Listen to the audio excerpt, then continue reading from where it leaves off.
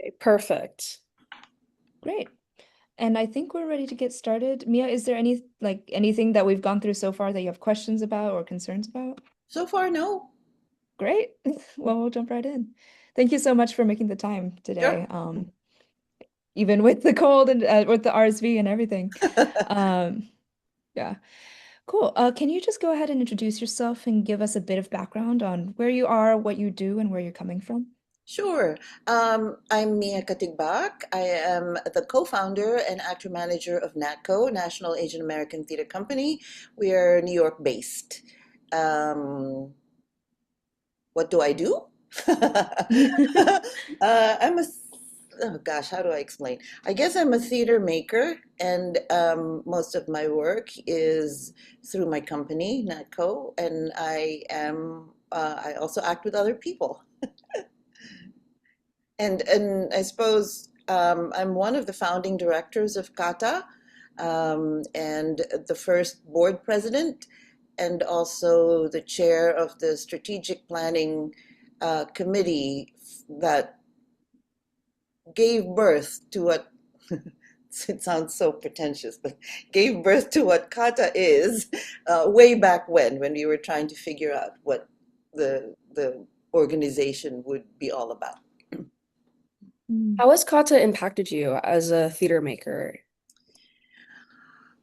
Oh, it was very much synchronized with what, well, I suppose, okay, that's a big question.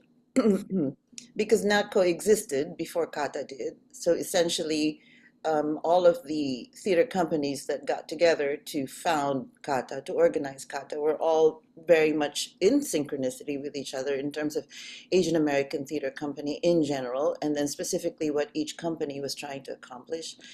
And because of the national scope of Kata and the effort to make it a national endeavor, that actually I think planted a seed in my brain in terms of what is now one of NATCO's pretty big initiative, which is the development of the cultivation of national partners around the country. So we have what we call the NATCO National Partnership Project, partnering with 5 regional theaters around the country, non-Asian American, predominantly white theater organizations, essentially to get them to do NATCO's mission, which is to uh, ingrain Asian American programming into their companies. So that that history in terms of founding Kata has, I think, very deeply influenced what I was thinking about in terms of national impact. Could you tell us more about how Kata was founded at White Oak? Like what specifically happened at White Oak and what inspired you? Sure. At White Oak, TCG had organized this convening for theaters of color kind of as a check-in in terms of where we were, what we thought, what was happening with our each of our constituencies. And there were 5 of us who attended that. And East West Players, Theater Moo, and then 3 from New York, Pan Asian, Mai, 4 from New York. Is that right? 4 from New York. 4. Pan Asian, Mai, Natco, and Second Generation. And we got along very well. And I love to tell this anecdote. There was a break, and we went into the ladies' room, and other people were coming in, were, kind of very, very impassioned, and they looked at us and they said, "We all want to be in the Asian American group because you all seem to get along."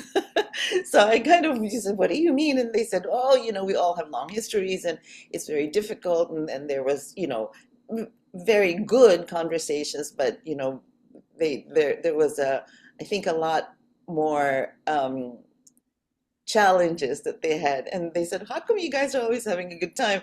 So that was very indicative of the collegiality amongst all of us. With Tim, I guess we all knew each other. I mean, I knew Tim, and I knew Rick Shiomi, Tim Dang, Rick Shiomi, and Mai and I had offices right next to each other. I started with TISA and Pan Asian, and I knew Second Generation, I knew 2G. So we all knew each other. And we were small, so it was easy to have those kinds of relationships. And during that process, I believe it was Rick who said, "Hey, we do get along. How about would you guys think in terms of formally organizing?"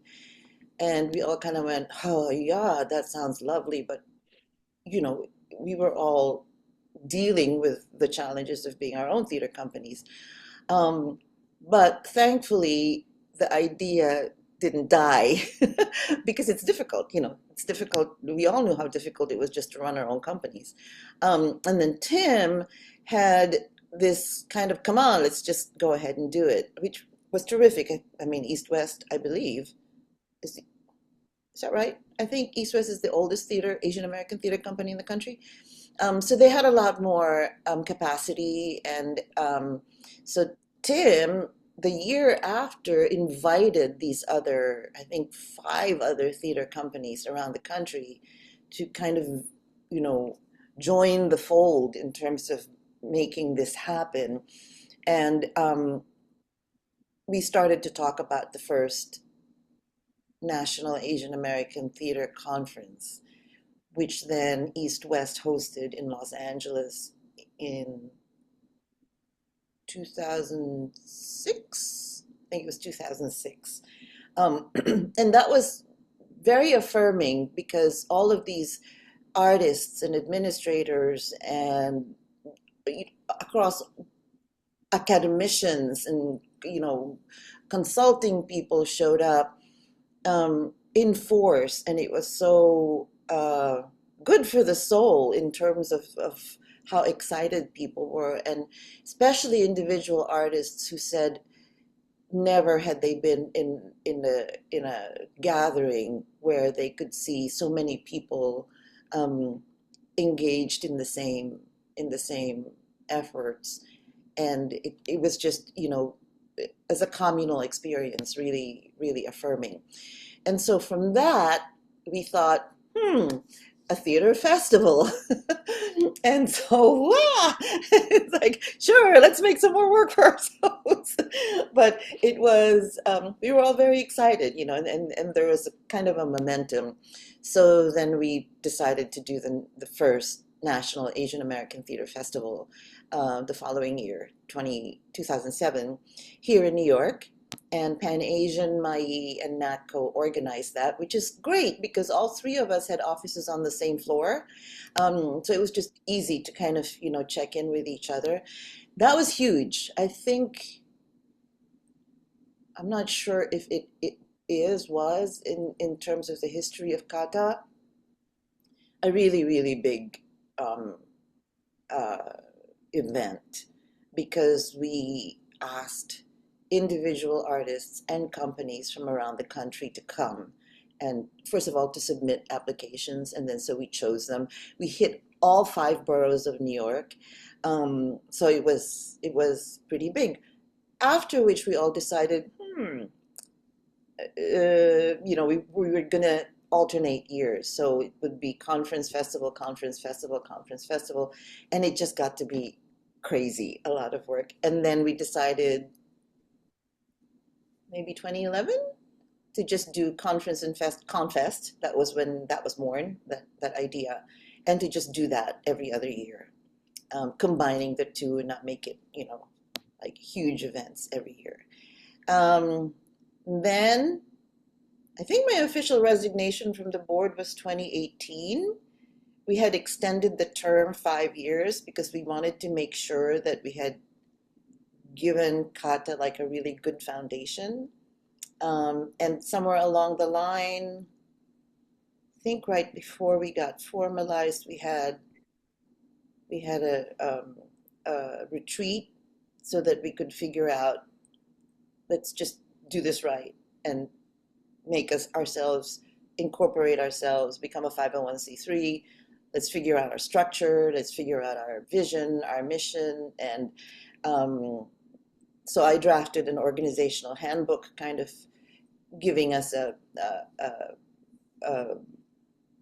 kind of a roadmap from our beginning to where we ended up in 2017, essentially. That's kind of the history in terms of what I know. And then, here you all here you all are 20 years later. So that's pretty terrific, I think. That's the story. Yeah.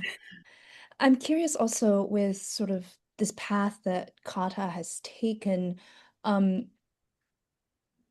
Not quite sure how to the right way to ask this, but is what do you see as sort of the gap that kata was filling, and is it sort of playing the same role today?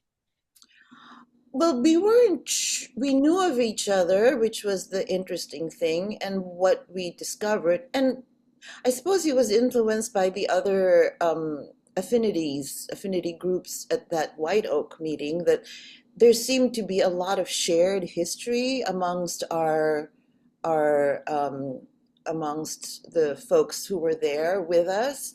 I mean, it makes sense, relatively speaking. Asian Americans in this country have a younger history. So the Black theaters who were there were so many of them, and the Latina groups as well who were there.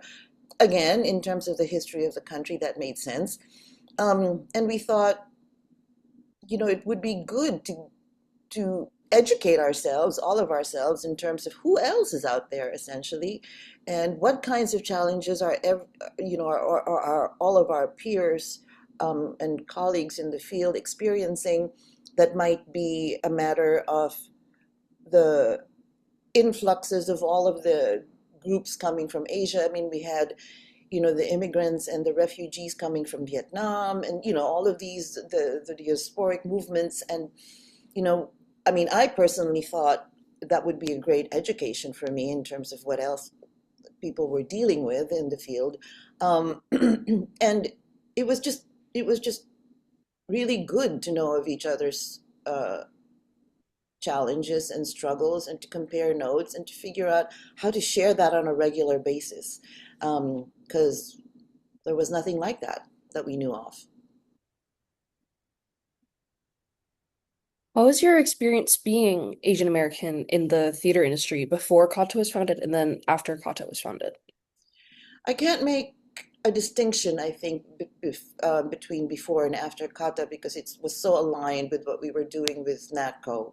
And that was why it was very resonant, being one of the founding members of kata, because it just supported what we were doing with NATCO, which is, the obvious thing, which all of us share, the underrepresentation of Asian Americans in the practice of theater, and in terms of being contributing creators of theater, in terms of stylistically, content wise, and you know in terms of representing on stage what is pretty normal in real life. I couldn't understand why that was such a huge um, uh, hurdle. And so what was we all approach it in very different ways. So NACO was founded with because very conscious of two other, of the founding members of Kata, with Pan Asian and Mai, who had very different approaches. So I thought, the more strategies, the better. So Pan Asian was doing a lot of Asian classics with Asian American actors. Mai was doing, at the time, concentrating on Filipino playwrights, and then expanded that to Asian American playwrights. They're very new play oriented. And I figured, well, it's another strategy, which is to make the repertory that's universally available, not available to us. And so wanting to change that dynamic, because usually, we get to play these classics here in this country just as like spear carriers, or the maid, or the hooker, or the dragon lady, or whatever. And I just thought, well, let's invade that repertory and just make it available to us. So those were the challenges that we were facing, and that those were the things that we were sharing with our um, uh, colleagues at Kata, and that we continued to share after Kata, just being able to compare notes about, what else can we do. Uh, This is sort of going off of what you were saying about Natco and all of that, but I mean, you've been working on these issues for so long between founding NatCo and Kata and all of that. Mhm. What is your experience of being Asian American in this industry, and how have you seen things change over all this time? Yeah. Well, starting from my youth, after having graduated, I mean, straight out of undergrad, I, thought, okay, I'm going to start auditioning.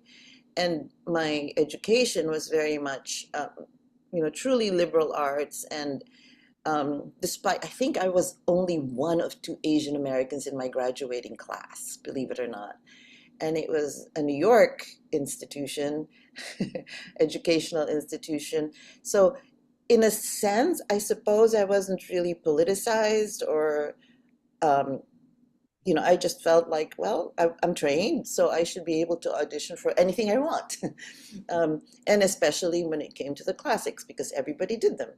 And so the first experiences I had were pretty much across the board. Oh, you're talented and you're skilled, but we can't imagine you being in our cast, essentially, or variations of that, you know, which I kind of didn't get because it's make believe.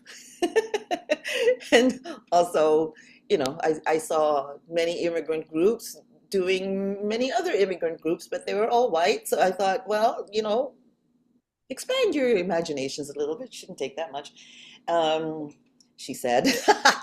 uh, and then I discovered, fortunately, not very long after I started this, frustrating exercise of auditioning for anything, uh, I had the good fortune of meeting Pan Asian Rep and being able to work with them for the first, for I think 4 or 5 years after, and meeting so many Asian American actors, many of whom I'm still friends with, thankfully, um, and having that community, which I hold in very, very, very high regard, that I value very much, because it helps so much when you know that there are other people who are who are going through the same sorts of um, challenges and situations that are very difficult to navigate on your own. Um, that was very helpful. And from having been, I got introduced to Pan Asian when they were just starting as well. So seeing how a theater company was growing and the kind of the work that was involved, knowing the people there, being able to talk to people about this kind of stuff. I thought, oh, okay, very good education. And then a fellow actor actually suggested the forming a theater company, which I did not want to do, knowing how difficult it was, having witnessed that with Pan Asian. Um, but after 2 years of effort, I said, okay, fine. As long as we're doing something that nobody else is doing, just so that we would, have a range in terms of, again, strategy and approach, basically, for Asian American actors. And and even then, it was still it, the effort to convince people that we were able to do this repertory, which was European and American classics, without having to do it a la, oh, are you going to set it in medieval Japan, or will it be in Chinatown? Or, you know, those are all legitimate, but it's not the only way to do it. And in fact, the more I did it, the more I thought, well, it's a radical, possibly a radical approach to these classics that have been accepted worldwide. Um, but all Asian American casts doing that kind of thing, the hope was to um, lessen the divide of difference without eradicating it altogether, because I think difference is a good thing. um, but if someone who, for instance, saw Shakespeare, Romeo and Juliet, which we've done, which is Italian, written by a British, an Englishman, done by an all Asian American cast, and immediately you see that all of those things are relatable to each of the cultures. Um, you know, world peace, hey, the more um, similarities you find with people who you think are different from you, I think the better it is for us to at least make the effort to understand each other more. And that's coming from a long, long, long, long time of dealing with this kind of uh, of trying to figure out these the the way to look at someone who may not be culturally the same as you, sociologically, economically, politically, that the more we find in common with each other, um, the more humane we this makes us. And theater can do that because if you are watching a show and you are relating to the story and you find the characters understandable despite the fact that they're different from you, then we've done something good for the world. I think. I'm just going to get a sip of water because I'm Oh my talking too much. God.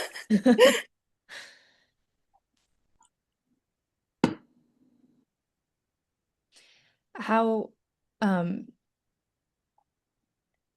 how would you say, do you think and do you think things have changed for the better through all these efforts? How would you say that compares to how things Very, are very today? slowly. I mean, although I was rereading something, forget, I think it was Oscar Eustace who did like a program note for our Awake and Sing. Is it Awake and Sing or the one before that? I forget. Basically saying that in the scheme of a lifetime, the changes are small, but historically, it's it's big, and I kind of I can't I can't kind of resolve that yet because yeah, I suppose change is difficult and change comes in very, very, very small things, and sometimes I feel like it's two steps forward, one step back, and it's changed. I would say that it's improved just because there are more of us doing it. Um, I mean, there's something to be considered in terms of just the history of Asian immigration to this country, where I would say that the second or third generation Asian Americans families are now accepting, I think, more accepting of their children being in the arts. It makes sense that the first wave of these our immigration first waves are very focused, especially it's a gross generalization, but culturally focused on financial security, so that in terms of education, the desire is to have children who are professionals in law, medicine, finance. But I think as the economic stability, financial economic picture has stabilized a bit more, we feel just in the history of NACO, just the number of people who come to audition for us have increased manifold. So that's an indication of change for me for the better. And also, um, I am no longer asked, is that true? No, I was asked this, but not as often, whether our productions were in English. So, and of course, I sometimes now say, oh, no, actually, we will. I'm thinking of Public Obscenities, which was truly bilingual. And that's not a NICO production, it was one of our partners. Um, but, we're working on a production coming up that's bilingual, that's Japanese and English. So the there's a lot going on in a good way.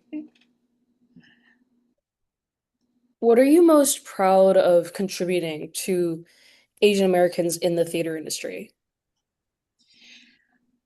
Or even as an artist yourself, what are you most proud of accomplishing? Well, I think it's significant that especially young playwrights now are asking me to perform in their plays, even if the character is not uh, um, specified as Asian or Asian American. And I always say that that's not to deny that I am, but they have gotten to understand or accept that I will naturally bring those cultural attributes to the role, and that's a good thing for me. Um, where some productions or companies might think of it as tokenism, I think that we have been able to convince them that, okay, if you start that way, just ticking off a box, but if you then have a record from then on of just casting Asian Americans because you think we're good actors, I think I've contributed to that with, especially with the companies that I've worked with here in New York. There are companies who have started to just naturally cast Asian Americans. I just did a workshop of a new play and I walked in and there were five of us in the cast and it was not, there was no specificity, and the director just said, I had just have worked with all of you and you all are great, you know. So that's good and I feel good that I've been part of that development. Um, and there's more interest in partnering with NATCO from other theater companies. So that's also a good thing. And I don't mind if it's not so, um, as long as it's not completely thoughtless, as long as it's not like, I'm going to get a grant because I'm going to hire Asian Americans in this production. I mean, there's a sense of that, but I feel like, okay, that's cool. Just let me keep talking to you, because I feel like, you can convert people if you talk to them. So, so I think I feel good about those contributions.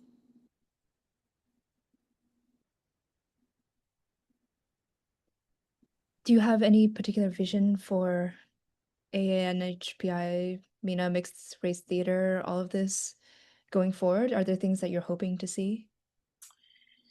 I'm not sure I can articulate that so specifically. I mean, I think um, what was it? I remember I had a friend back in grad school who said something like, "Oh my God, let's just keep intermarrying so that you can't tell who's who anymore." And and I feel like, there's there's there's such a kind of wonderful fantasy of complete mixing, mix, um, uh, with the maybe infantile hope that that will just make it more difficult to discriminate because uh, um, because we contain just too many people. So in terms of how that's manifest in theater, um, I mean, I feel very dedicated to making sure that Asian Americans are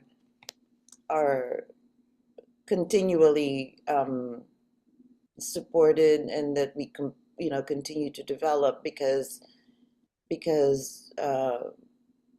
in the scheme of things we have very little opportunities still, and there's still so much. The more we develop, the more the new generations after my generation come along, there are so many things to explore, and just to make those possibilities available, especially to those who are following us. I think that's that's very important, and I think in that way, from what I've seen anyway, Kata has continued to be fertile ground for those possibilities. So, um, yeah, it's I suppose that's kind of, kind of an all over the place desire for the future, but dream big. Always. Any specific hopes for Kata going forward?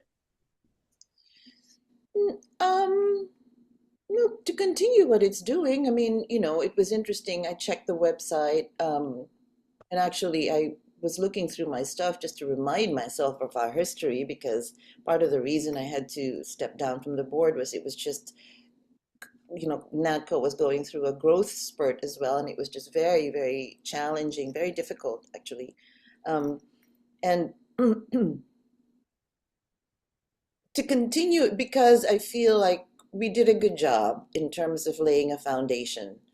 Um, we were all very aware of the fact that because all of us who had founded our own companies or had been part of the founding of companies who didn't who were not able to sustain themselves, it was very important to make sure that we laid a very strong foundation. And also we kind of were very mindful of how us old fogies were cycling off the board so that there would be institutional memory available to those who were succeeding us. Um, so uh, and I think from what I have seen, the expansion of representation in terms of not just the field artistically and innovatively, but the groups of people who are becoming increasingly part of kata is very encouraging. What is, oh, sorry. Do you want Sorry. to know? Oh, I just wanted to circle back to something about kata related. Go for it. Um, Something that the organization is sometimes talking about right now is sort of the effort to support individual artists in addition to organizations. I was just wondering if you had any stories or had any, I guess, insight into like what was sort of the thing that you think Kata was doing before that was most valuable um, or that felt really supportive to all these other Asian organizations beyond the conferences and things like that, or was it through the conferences? Well, from the festivals and conferences that we had, it was supportive to the organizations. Well, the example I could give in terms of companies would be the festival because um, there was something like 200 applicants from around the country. I think that was both combined, individuals and companies. Um, so just making each other aware of the existence of those companies was very important. Visibility for for them, encouragement for others who were founded as a result of knowing that it was possible to do. Um, so a forum for companies. Individual artists, I can give an example for, was it the first festival? I think, and we included individual artists because that's important too. I mean, a group of individual artists who can work together, who can work with companies, other companies, companies discovering individual artists, which increases our knowledge of the talent out there with whom we could work also as companies. Um, we supported Jeannie Sakata. She was working on Hold These Truths, it's now called. And it was still in development at the time of the festival, and she presented it.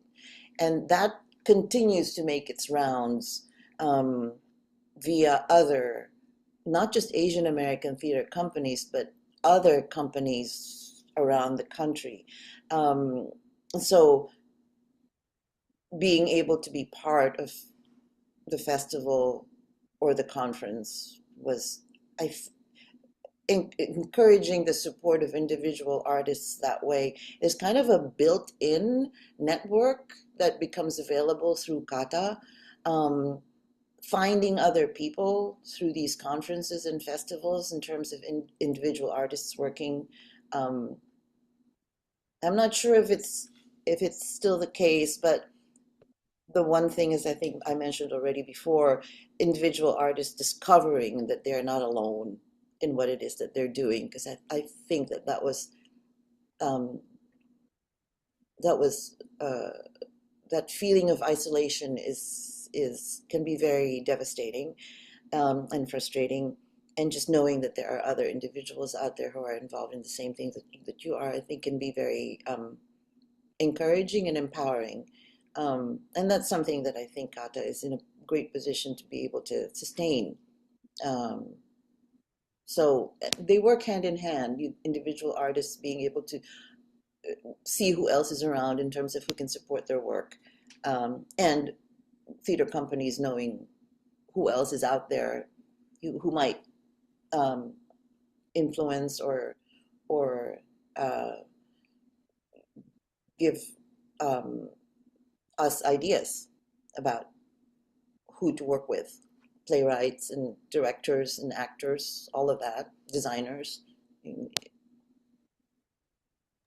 Do you have any advice for like young Asian American theater artists who are trying to like break into the theater industry, I guess? Because I totally relate to when you were in your younger days in school. Because in my current acting program, I'm also the only Asian American actor in the program. So like I completely relate to the feeling of like isolation and like not knowing like who else is out there, which is why I feel like Kata has been a huge resource for me to find other people like me in this industry. But do you have any advice for people in that situation? Um, Education. And I don't mean formal education necessarily, although that helps. But knowing the history of Asian American theater in this country, I think is very, very helpful. So that you're basically not reinventing the wheel all the time, you know. Um, Information, like, you know, uh, when people come to me to say, "Oh, what do I do? I'm new to this. I'm new to the city or whatever," and I always feel like, here, use me in terms of, who else might be around that might be a good resource. Um, and I think the most important thing is to keep doing it, which sounds like so facile, but it's not really, because I think if you find other people, and if it's a matter of getting together and reading plays, or volunteering yourself to other theater organizations to just get involved. Anna can speak to this, in terms of in any capacity whatsoever, just basically to see who's in the room, who are in these sorts of rooms. And in New York, there are three of us, three companies who are in production all the time, any given time. And I mean, I can give an example for us. We're in a huge, huge, huge epic production right now. And it's just as many people as we can find to help us would be terrific. And you make connections. You just make, you know, being aware of what's happening, seeing theater, even though it's so unaffordable, it's criminal how difficult it is for artists to see theater, and we need to see theater just to see what's up. But there are ways of doing that. Um, just to,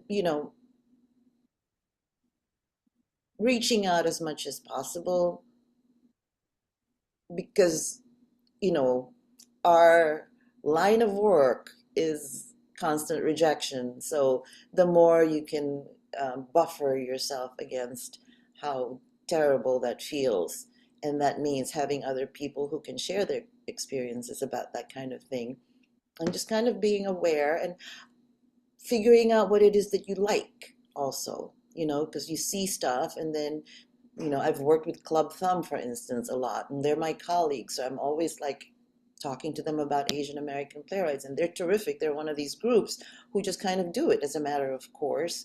And they're always looking for volunteers or interns or contributors in any way possible. So I like their work a lot. So I always talk to them in terms of if I have people that I know, I always will like funnel people through them.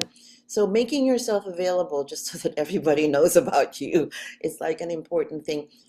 And that's in addition or aside from the work of auditioning and making sure that you're always up on your craft. And what we do is dependent on doing it. It's not just a matter of I can go into a library and study and do my own research and then I can come up with my own work.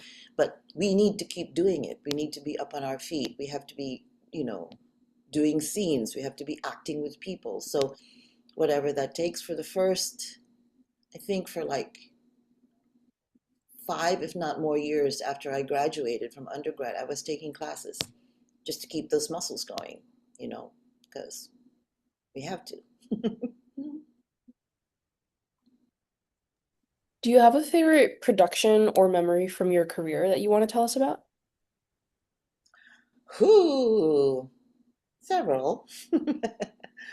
Um, well, I'm kind of preoccupied with what we're doing right now. We're doing a remount of our Henry VI, and it's called a trilogy in 2 parts because we're doing our director adapted these 3 full-length plays into 2 parts, and we're going to be doing it in rep. And the public asked us to do it to remount it there. So it's huge. Um, it's got well, one of my favorite memories is the call to places for that show the first time we did it in 2018. And the whole company has to be in places for the very first, for top of show, which was a funeral procession. And the only person who wasn't part of that procession was the actor playing Henry VI, because he had a quick entrance right after.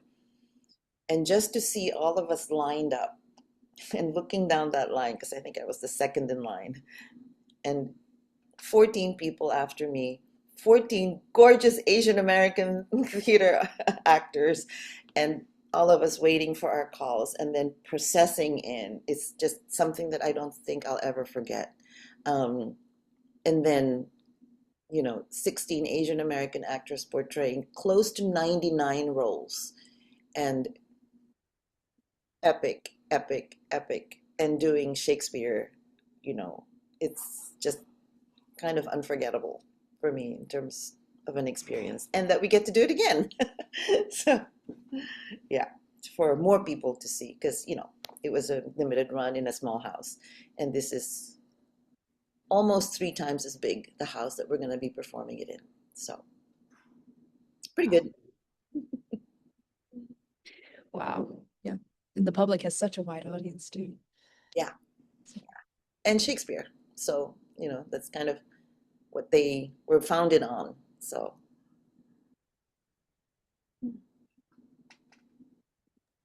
Do you have anything you're looking forward to currently? I mean, I know the Henry VI production is a really big thing you're looking forward to, but anything else regarding Natco or Kata or anything like that? um, the next season for us will be 2 new plays, which is really great because I feel like when we did this, we just finished a new work reading series, um, hitting 3 of our 4 programs because we've done quite a bit of the European and American classical canon, and thankfully to, you know, good acclaim. And so I felt like I was kind of not paying enough attention to our 3 other programs, which all have to do with new plays. Um, and so I'm kind of looking forward to investing a lot more energy into that. Um, uh, in my old age, wanting new things, that probably makes sense. So we're going to be at La Mama next season. So Mia, Mia Yu, who's the artistic director of La Mama, and I have been kind of giggling about, the possibility of Natco at La Mama, which for me is also is quite emotional because that's where I started with Pan Asian. I began at La Mama. So to have the upcoming season there, um, is really quite exciting. And um, being able to work with other theater companies to boost up and sustain NATCO's mission is pretty cool. Did we miss anything in this discussion? I think that's all the questions we had prepared, unless I'm wrong, Cassidy. No, I think that's all the questions, but if you want to speak on anything, this is a completely Yeah, open. like did we miss anything? Is there anything else you want to speak to? Gosh, not that I know of. I mean, that's part of my history, kata. So I'm not I mean, not that I can think of. Okay, wonderful. I think that will be it then. Just confirming, am I good to end recording? Yeah, Okay, perfect. I'm gonna end the recording then. Thank you so and I much. can be a Sure. face again.